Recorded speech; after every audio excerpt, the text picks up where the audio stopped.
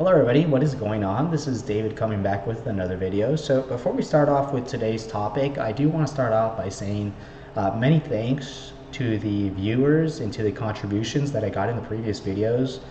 To be very honest, I was quite surprised and taken aback by the positive contributions that I got, and very thrilled, to say the least. I'm very excited to see what this future holds for us, or what this channel will hold in the near future.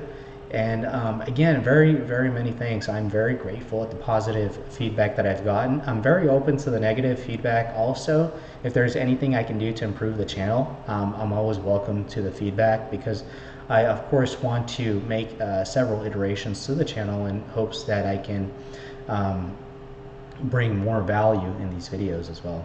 So again, many thanks to the positive contributions for the last video, and obviously my intention with this channel is to disseminate philosophical knowledge, and obviously from a different vantage point, because I am a novice in this field, and I do come from a psychology background, so very different, well, not very different I should say, but a different kind of branch, you know, as a whole.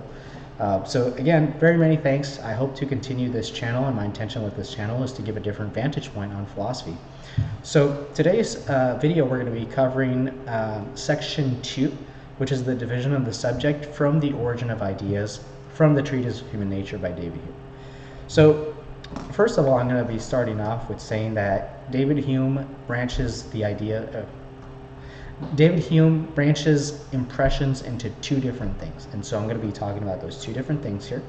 So he talks about two different kinds of impressions, so I'm just going to move to the side here. So the first one would be the impressions of sensation. Now these impressions are going to be things like heat, heat, cold, thirst, hunger, pleasure, pain, things like that. So anything that we derive from our senses are going to be impressions of sensation.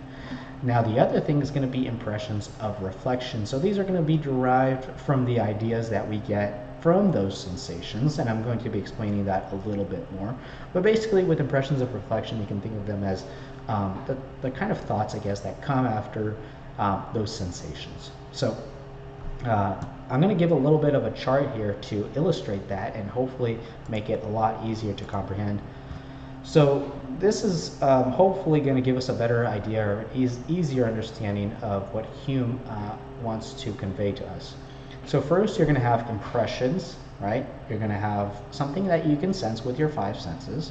This could be touch, this could be, taste, something like this. As you can see, the examples that David Hume gives: heat, cold, hunger, thirst, pain, pleasure. You're going to have some kind of sensation that you can get from those senses. And then from those sensations, there comes about an idea. That idea is going to be a copy that's going to stay in the mind of those sensations. And so that idea is going to stay in the mind, right? And then you have to think of that idea again. So that's where idea returns to the soul. And then from there, you get another thing, which is an impression of reflection. And so this impression of reflection is going to be some kind of feeling, I guess you could say. As you can see in those two examples, it's like a desire, an aversion, hope, fear. And then after that, you're going to get an idea of that reflection as well. That's going to be copied onto the mind. So let's say, for example, I'm to touch something that's hot. I feel the heat, and then I get an idea of the heat, okay? And then I think of that heat again, and then I get an aversion to it. And then, so that aversion stays in my mind and becomes an idea. And then David Hume also goes on to say that there could be, even more branches of impressions and ideas, but really stops it pretty much right there. So that's what this section is about. It's very short, again, just about a page and a half long on the Kindle. But very fundamental to what we're going to be talking about. So in the next video, I'm going to be talking about section 3, hopefully going to be released here shortly as well.